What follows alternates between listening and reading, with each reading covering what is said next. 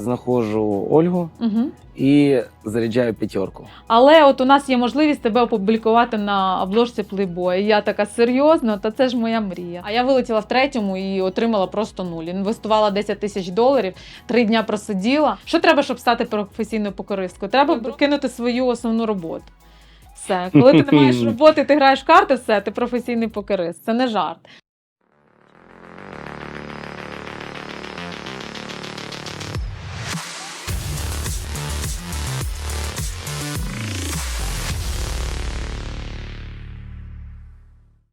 Доброго всім дня. Ми знову знаходимося на неперевершеній землі у штаті Невада, де людина зі столу стає в мінус, мало коли в плюс, де граючі люди, які хочуть отримати задоволення, його не завжди получають. Але тут в нас є людина у гостях, професійний покерист, успішна, найуспішніша, точніше, спортсменка України Ольга Єрмольчева. Привіт, Ольга. Привіт. Приємно, дякую, що прийшла. Розкажи, будь ласка, скільки ти часу вже знаходишся в Америці і як тобі взагалі Америка? Америку я дуже люблю. А так як я граю в покер, і покер – це американська гра, то тут дуже багато турнірів проходить. І в Америці в цілому, там, якщо в Україні десь кожна 10-та людина щось чула про покер, то в Америці там кожен другий, як мінімум, грав один раз в житті. Тому в Америку я люблю приїжджати і вже тут знаходжусь 2 місяці. Я граю турніри WSOP, так я приїхала, це найкращий період року, дуже багато турнірів в цей час. Але окрім світової серії покеру, дуже багато турнірів проходить в інших казино, і я, звичайно, туди теж періодично навідуюсь. Ми вже знаємо, це так звана халтурка. Ні, взагалі ні. Ні? Чому халтурка? Ну, в принципі, багато хто приїжджає на якісь великі турніри, а потім такий думаєш, вилетіли з одного турніру, піде трошки на менший турнір. Ну, та це стандартно. Професіонали, ти не вважаєшся покерним професіоналом, якщо ти за один день не зіграв 3 різні турніри в 3 різних казино. О, вау! Да, Ну, мінімум цього не знав. за поїздку ти маєш мінімум вилетіти з 3 турнірів. Так, там пройти там в Варії зіграв, на WSOP, Вініші, ну вибір дуже великий. Саме за це я люблю. Що ти скажеш про кеш-гейм? Кеш-гейм я не граю, я граю тільки в турнірний покер, тільки турніри граю, але дуже багато людей міксують, і якщо там зіграв турнір, вилетів, пішов в кеш. Спокійно ставлюсь до цього. Як ти дивишся на рахунок того, чи онлайн, чи наживо? Я люблю і те, і інше, просто це різні світи. Ну, там, якщо я в Україні, то я не можу грати вживу, то я граю онлайн. А в Америці, наприклад, багато покерних сайтів не працюють. Тому, коли я в Америці, то я граю в основному вживу. Але я люблю і там грати. Блефуєш часто? В мене є така проблема, да. Я блефую, я знаю, що люди знають, що я блефую, але я нічого не можу з цим зробити. Це моя слабка сторона. Мене просто заводить думка за те, що я можу щось отримати, при цьому нічого не вкласти. Все вірно, так. А бували якісь ситуації, коли ти когось переїжджала в велику руку, і хлопці на тебе там, чи твій противник так агрились дуже серйозно? Ну, взагалі ні, але я знаю, як це, я знаю, що вони думають. Але це покер, все може статися. Іноді буває, що ти реально погано зіграв, але переїхав свого опонента. Це теж буває. Різні бувають ситуації. Як ти себе почуваєш за столом, коли 8 хлопців і ти одна дівчина, і переїжджаєш якогось чудачка? Ну, я взагалі дуже довго граю і вже звикла до багатьох ситуацій. В цілому я себе відчуваю за столом покерним комфортно. І я стараюся проходити далі в турнірі, я не вилітаю. І, звичайно, там, коли ти граєш з людьми, вони бачать твій рівень, і вони розуміють, що я не такий вже й слабкий опонент, і що я можу чинити опір. То певний час проходить, і я бачу, що вони мене поважають. Тільки позитивні відгуки завжди. Є позитивні відгуки. Ясно. Якщо ти граєш турнір і, скажімо так, надії не оправдали, тобто вилетіли зашвидко, як ти борешся з цим моментом, коли засмучена після поразки? Що ти робиш? Ну, як правило, я не дуже себе корю за це, тому що це стандартно. Там, в 90% випадків ти будеш вилітати з турніру і Ну, це нормально. Тому я до цього звикла. Якщо там вже якийсь діпран, якщо ти вже далеко прийшов в турнірі, або якщо ти вилетів незадовго до грошей, або якщо там тебе переїхали, то, звичайно, важко. Але що, іду їм, відпочиваю, лягаю спати, переключаюсь, іду, реєструюся в інший турнір. Тут якби варіантів небагато, але вони всі працюють. Стрес, депресія. Депресія ні, не було в мене такого. І якби в мене таких великих даунстріків не було. І я знаю, що рано чи пізно з моїм рівнем гри я отримую гарний результат, тому що я не граю високодисперсійний покер. Я думаю, що це притаманно багатьом жінкам. Ми, коли отримуємо стек, ми його намагаємося акумулювати. От в мене є друг Стас Галатенко, дуже відомий український покерист. Він грає в дуже агресивному стилі. І от ми, коли зустрічаємося, там перерва на обід, наприклад, і там питаємо в один одного, там, який в тебе стек? Я кажу, та в мене 50 тисяч. Він каже, а питаю, а в тебе? Він каже, та в мене 250. І там десь через годину в Стаса буде стек або мільйон, або ноль. Ну, тобто він зі своїми фішками, він їх дуже легко інвестує і може або набити великий стек, або відразу вилетіти. В той час я зі своїм невеличким стеком буду гріндити, проповзу в призи і там далі буду боротися за перемогу. В 22-му році назвали тебе першою українкою-покеристом, яка досягнула позначки 1 мільйон. Угу. Скажи мені, будь ласка, а де ти виграла такі гроші? Ну це ж мається на увазі загальна деякого сума. часу. Загальна сума призових. В одному турнірі в мене найбільший виграш, на жаль, не дуже великий, трошки більше 110 тисяч доларів. У мене було ще декілька призів по 100 тисяч доларів, але на даний момент мій самий великий кеш – це 110 тисяч. Це не така велика сума, але є над чим працювати. Саме у Лас-Вегасі ти знаходишся заради якого турніру? Заради світової серії покеру. Всі приїжджають на цей турнір, дуже багато турнірів престижних, де можна отримати браслет, дуже великі призові. Всі їдуть на ВСОП. І мейн-івент скільки коштує? Мейн-івент коштує 10 тисяч доларів. До цього турніру я ставлюсь дуже прохолодно, тому що там дуже затягнута структура, він дуже плавний. За це його і люблять, і з іншого боку, це є проблема, тому що, наприклад, гра в глибоких стеках – це не моя сильна сторона. І коли, от, наприклад, цього року я грала цей турнір і вилетіла в третьому дні, це дуже неприємно. Вилітати в третьому дні, коли гроші ти отримаєш тільки в четвертому, як мінімум, і ти граєш 3 дні. Я думаю, так, за цей час я могла зіграти цей турнір. Звичайно, самі великі призові в цьому турнірі.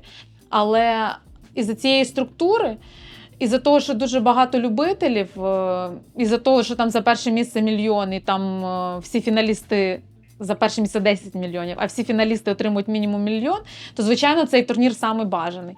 Але я ніколи в житті мені не вдавалося далеко в цьому турнірі пройти. Тому я до нього ставлюся. Третій день – це твій хороший результат? Чи... Ні, в третьому дні це навіть ще не ІТМ, ще не виплачують навіть гроші. Да. Всі, хто перейшов в четвертий день, там гроші давали вже на початку дня, а я вилетіла в третьому і отримала просто нуль. Інвестувала 10 тисяч доларів, 3 дня просиділа, грала з найкращими гравцями, і, звичайно, зі слабкими гравцями теж. І отримала 0.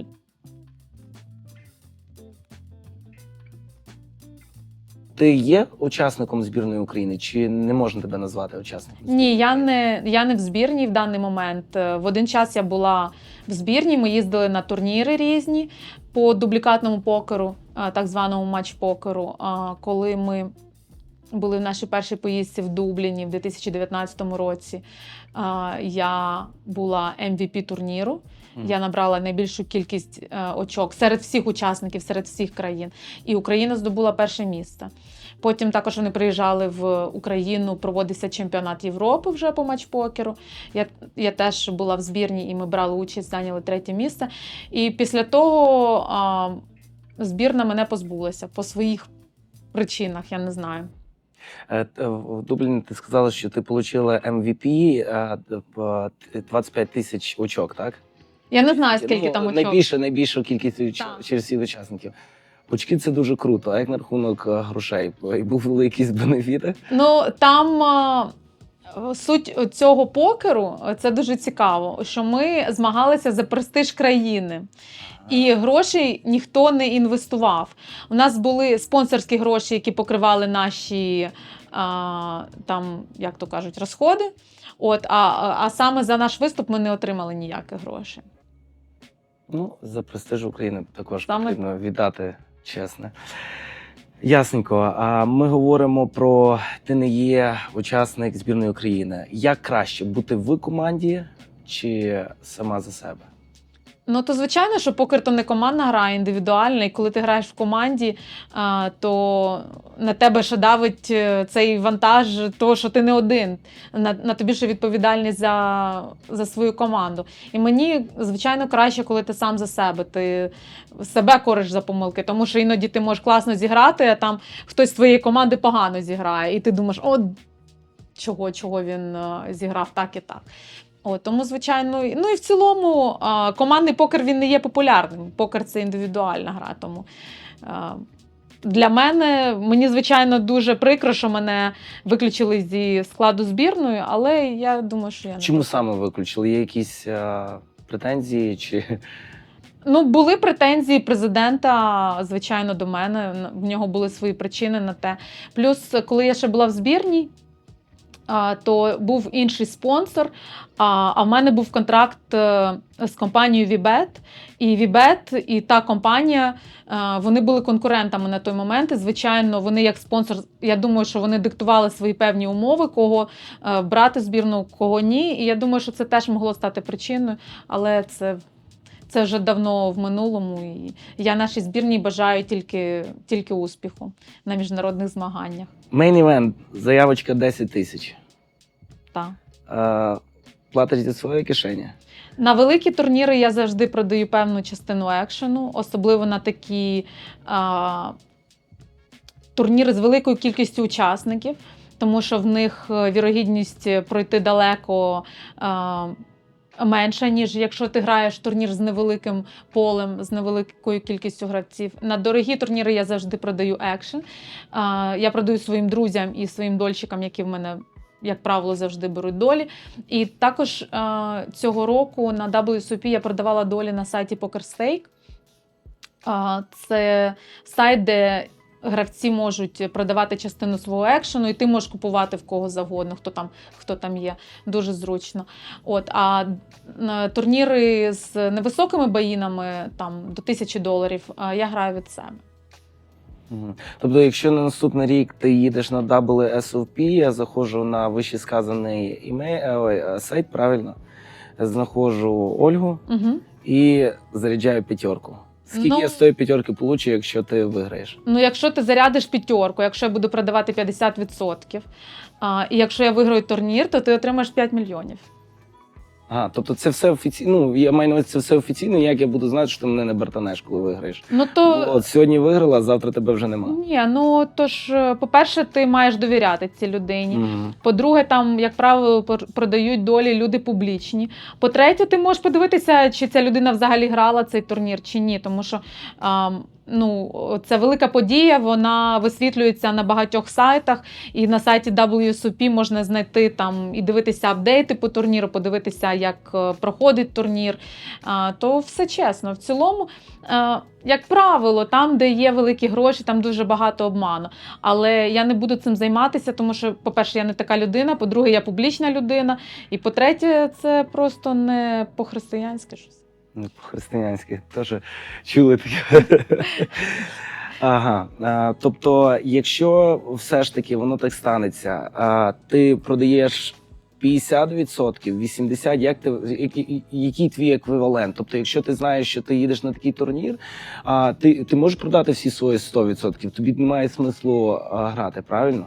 То немає смислу, а на що продавати 100%? Можна продати, наприклад, якщо дуже прям супердорогий турнір, можна продати 80% і грати за 20%.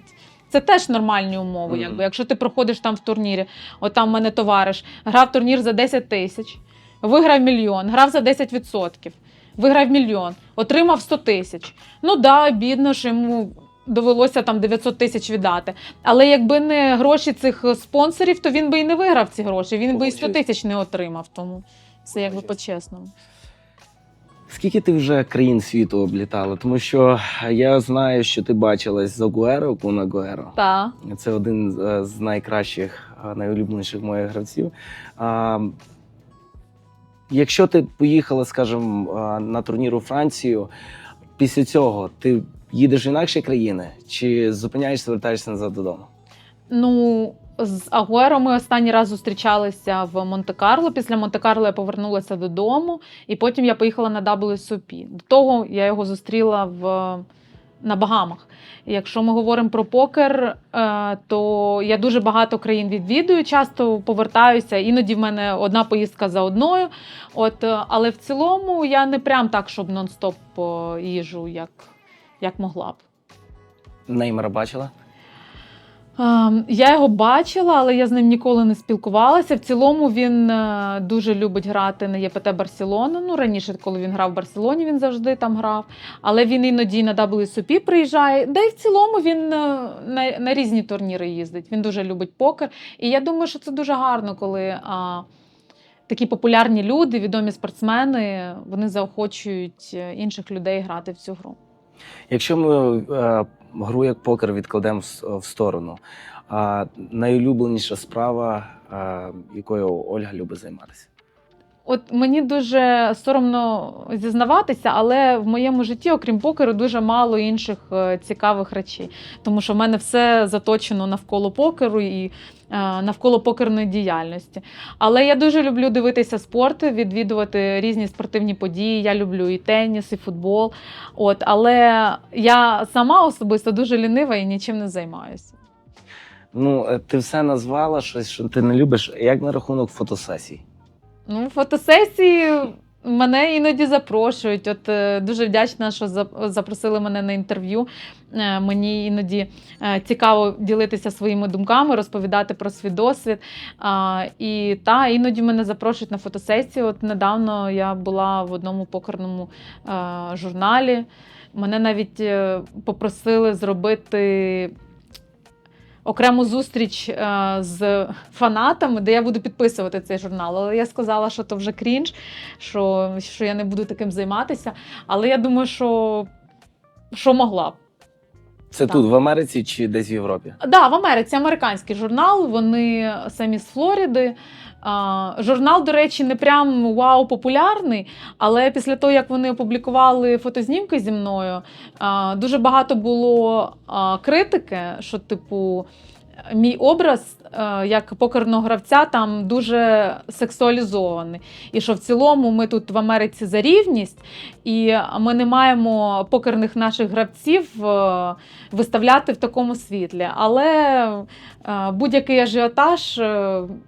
ажіотаж навколо цього журналу пішов тільки на користь йому, тому що дуже багато хто взагалі не чув про той журнал. Про покерний журнал ти розказала, а про журнал Playboy? А що, ну Playboy. Як ти дійшла? Тобто, хто тебе запросив? Як воно все відбулося, саме Playboy?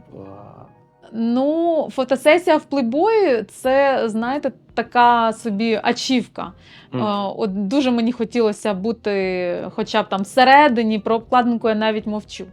І коли в мене був контракт з компанією VBET, вони також були спонсорами Playboy, вони там викупали певну кількість сторінок в журналі, де вони могли опублікувати там те, що їм треба було, те, що їм цікаво було. І я пам'ятаю, що вони кажуть: дивись, Оль, у нас в цьому місяці, мене тільки підписали в грудні місяці, і перша моя зустріч з командою, дивись, ми маємо перед тобою два питання. Перше, чи хочеш ти піти на інтерв'ю до дівчат, в них YouTube-канал About, вони доволі відверто обговорюють прямо все, і там була тема з приводу, здається, дискримінації жінок в спорті. І друге, це, власне, мені каже менеджер, мені дуже соромно тебе про це питати, можеш мене відразу послати, але от у нас є можливість тебе опублікувати на обложці Playboy. І я така: серйозно? Та це ж моя мрія. Давайте, легкий кол.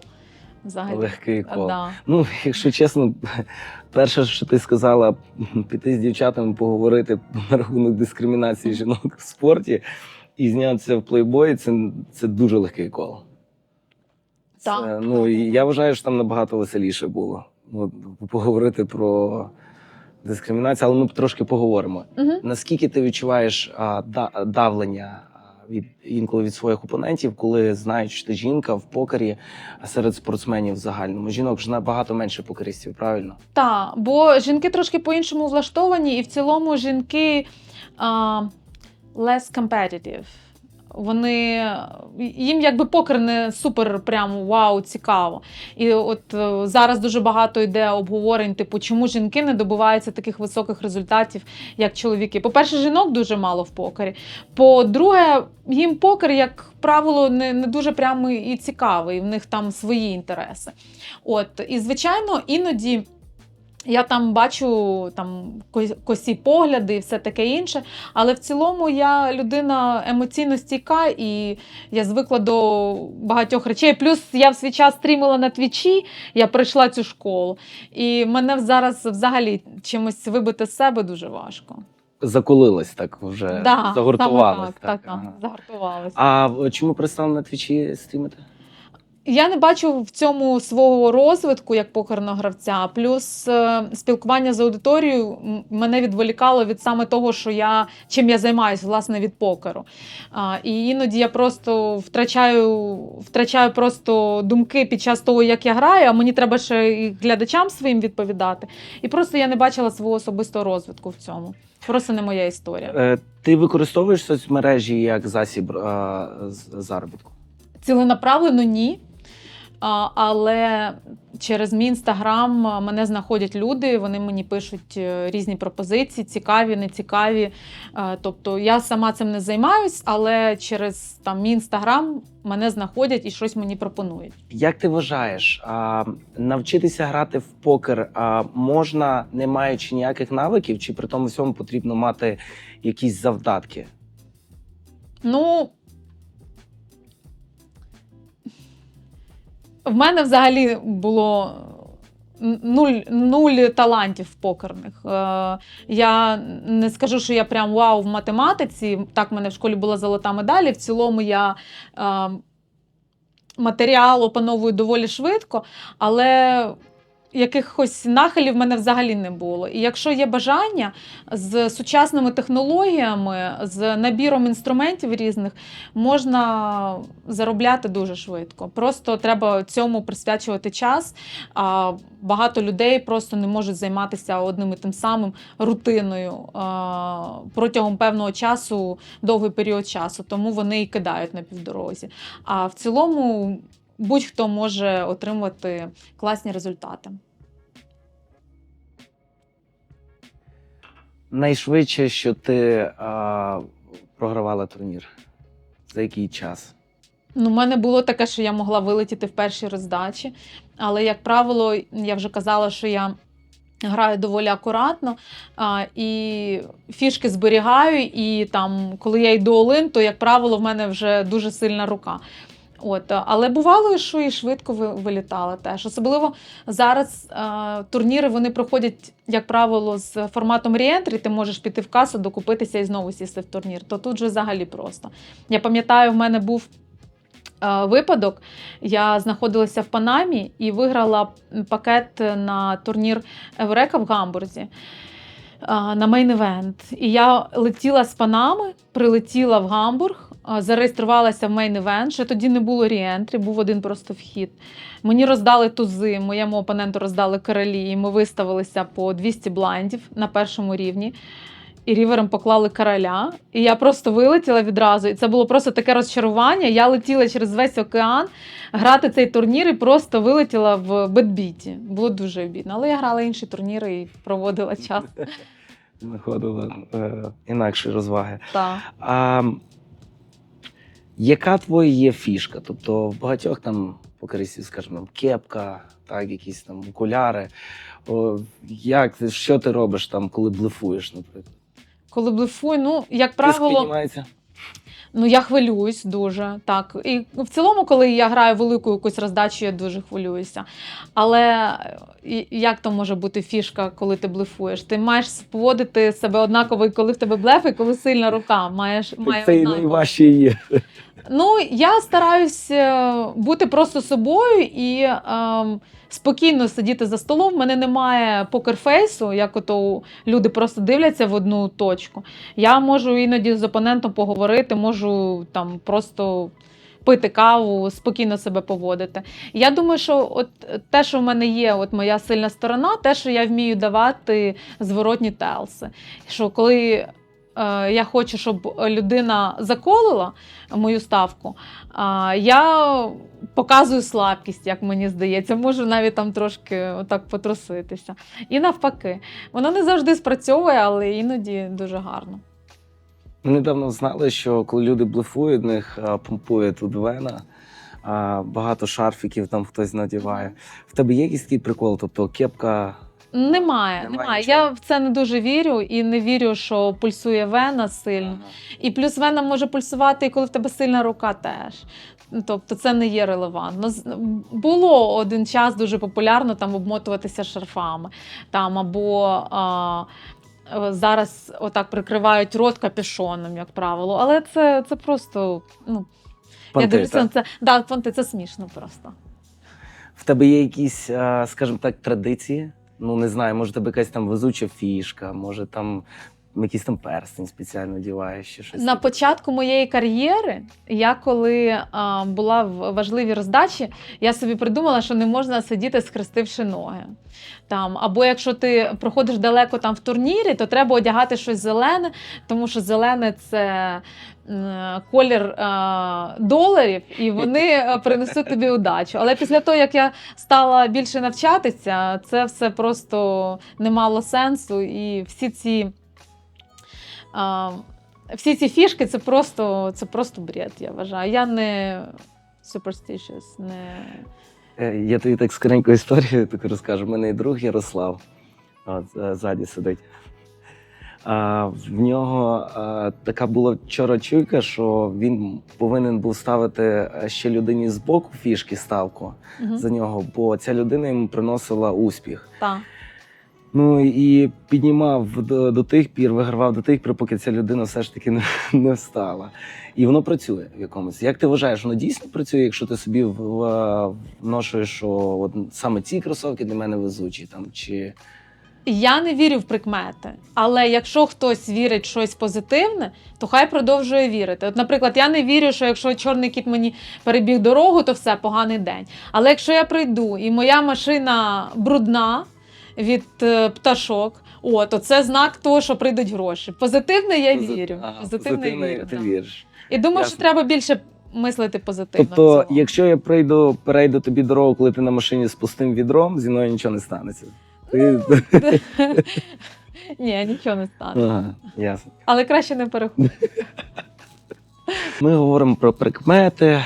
В астрологію ти віриш? Тобто, як там карта ляже, говорять? От як зірка впаде.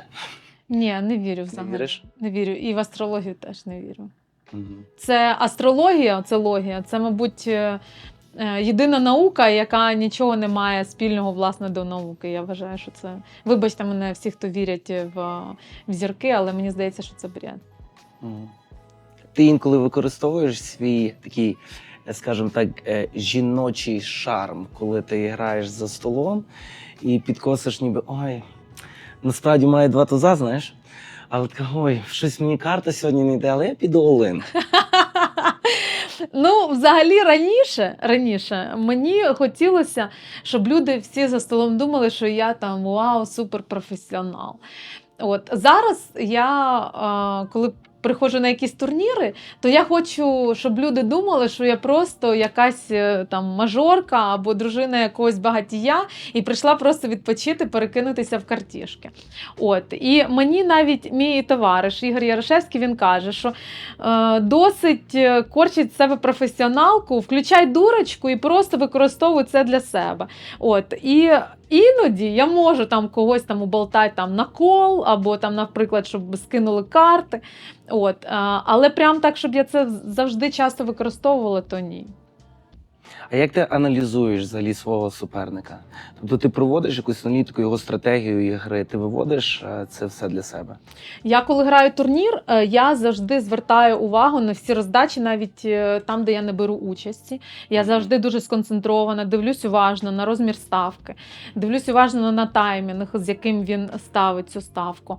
А на живі телси я мало звертаю уваги, для мене вони не являються репрезентативними. Тому я коли в роздачі, то я на свого опонента не дивлюсь, як правило. Я стараюсь проаналізувати його руку, виходячи з його дій, які він дії робив на тій чи іншій вулиці. І мені це більше допомагає. На тій чи іншій вулиці, мені сподобалося це. Я недавно знав, що можна переписуватись, так? Там якийсь текст-меседж написати, так? Під час роздачі ні. Під час роздачі, ага, це тільки між. Так, між але за роздачами столом можна. Ти говориш, що ти зосереджена. Так.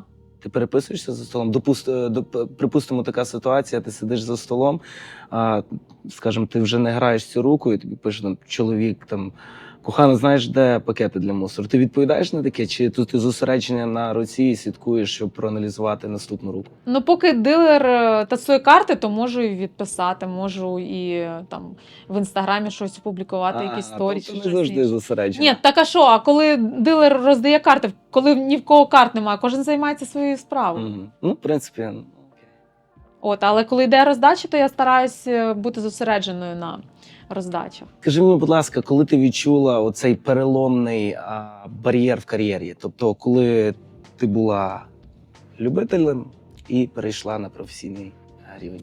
Ну, у мене було багато переломних моментів, тому що в покер я граю вже дуже давно, більше 10 років.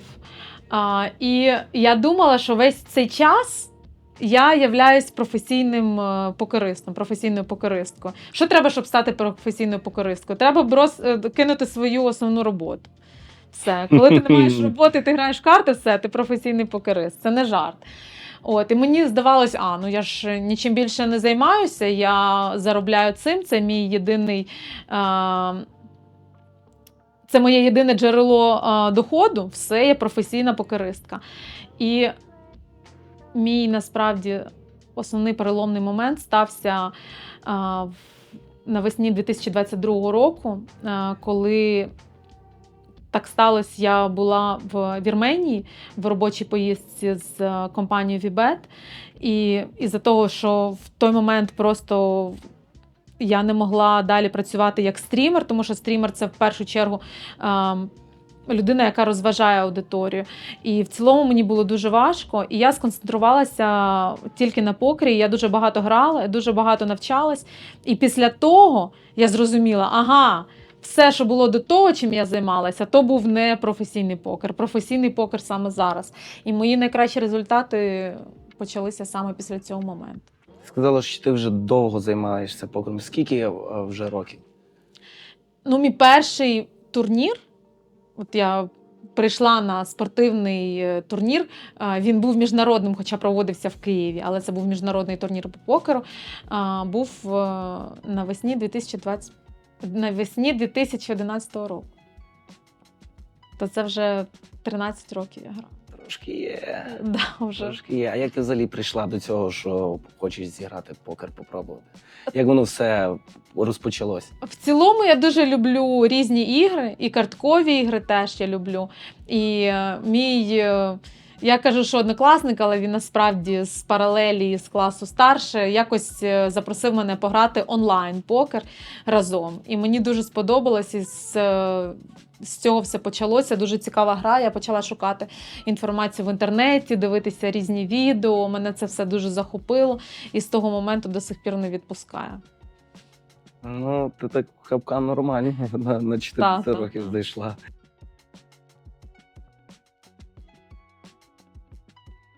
Ти тільки що сказала покерний круїз. Так. Цікаво, як це все відбувається, і чи це є кеш-гейми, чи це є турніри, чи все на купу? Це взагалі перший такий покерний круїз за останній час. Проводився він компанією WPT, World Poker Tour. І там були і турніри, і кеш-ігри, і дуже все класно було зроблено. І він просто... Це був один з найкращих покерних моїх експірієнсів. Дуже сподобалося. На тому круїзі ми постійно грали. Але ще в нас був час, ми мали 2 зупинки на Кайманових островах і на Багамах, і компанія класно продумала наше дозвілля, ми там і грали в теніс, і плавали, і ниряли, і хлопці грали в гольф, ну просто вау, дуже круто. Як воно все відбувається? Ти купляєш білет на сам круїз, чи є компанія, яка тобі все організувала? І покер, реєстрацію на покер, і перебування? Ні, ти там купуєш білет, власне, на круїз, тобі там дають номер, а ти вже там хочеш граєш турніри, хочеш не граєш турніри, хочеш просто плаваєш на кораблі. Там, наприклад, в свій останній день турнірів вже не було, і всі відпочивали на острові на Багамах, а я вже там була, і я навіть не виходила із корабля. Я весь час була в номері, просто відпочивала. Якщо є можливість на Багамах, я була там вже наша. Мені взагалі говорять, що круїз це трошки так скучно, але я бачу, Я думала, що це дійсно для літніх людей, але там все просто так класно продумано і дуже багато різних активностей, просто вау. І по часу воно там типу 5 днів всього. І дуже багато різних... Ну, слухай, хтось в 30 вже як літня людина себе Саме так, теж є. Але там є чим зайнятися, там не буде скучно. Це класна тема. Шлях від любителя до професійного покериста. Якщо ти зараз на тому рівні, де ти є, знаходишся за одним столом, скажімо, з Кун Агуеро і з Неймером, твої дії, ти себе по-інакшому поводиш, чи немає різниці, гра, чи ти зав'язуєш з ними розмову, твої дії? В цілому, я коли за покерним столом, я намагаюся підтримувати дружню атмосферу і стараюсь знаходити діалог зі своїми опонентами. І коли за столом класна атмосфера, так приємніше грати.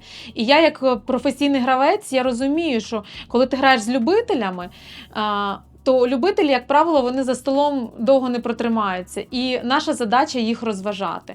Коли ж я граю з зірками, це не так часто відбувається, але я стараюсь їх, як правило, не чіпати. Вони займаються своєю справою, я своєю. І проти них я особливо ніяк там стратегію не міняю, крім того, що якщо я вважаю, що це прям любитель-любитель, то я буду з ним намагатися більше роздач грати. Але там їх прям якось дьоргати не буду ніколи. Назви декілька, давай 3 найкращих, на твою думку, покеристів у світі. Це дуже складне питання. І дати відповідь на це... Хто тобі компонує? Дуже важко, я не знаю.